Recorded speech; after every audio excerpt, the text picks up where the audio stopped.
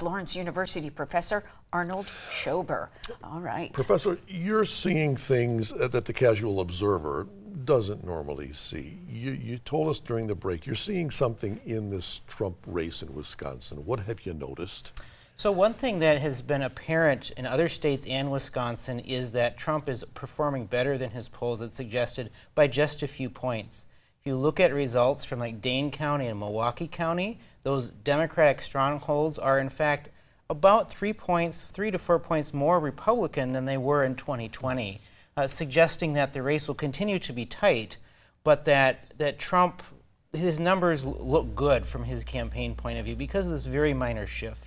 Do you think the numbers from the 8th Congressional District also show strength for the Republican Party? I mean, Tony Reed has already accepted victory here. He succeeds a Republican. What do the numbers really tell you? So what's notable about the 8th District is that Mike Gallagher won our seat by 70-30 the last time around in 2022, which suggests that, in fact, Weed is pulling in less support than Gallagher did. Now, 60-40 is nothing to laugh at, but it does say that there is something of a natural base for Democrats of about 40% in our area. It'll be very hard for them to overcome that, even with an open seat like we had this time. We just show the numbers for the Senate race. Tammy Baldwin, Eric Hovde. Does it surprise you at all that Hovde is in the lead at this point? Because as you may well know, during the week we had the latest Emerson poll come out, and it had Tammy Baldwin 51 to 45. And here we are 3 days later looking at these latest numbers, 48 for Baldwin and 50 for Hovde. So what's striking is that Hovde seems to be tracking really well with Trump. Trump's numbers, as you know, at the moment with the votes tallied in, are about at the same rate, at the same percentage as Hovde's numbers. That's unexpected because Trump is a well-known figure. Love him or hate him.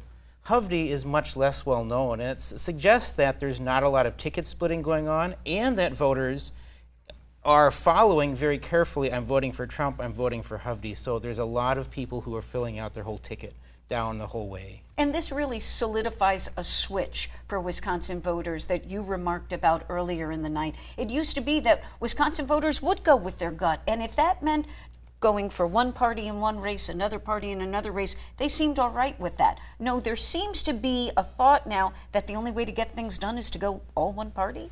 So Wisconsin has become much more like other states where voters are much more likely to have straight party tickets. In the 90s and early 2000s, it was not unusual for voters to vote for a Republican for one office and a Democrat for another.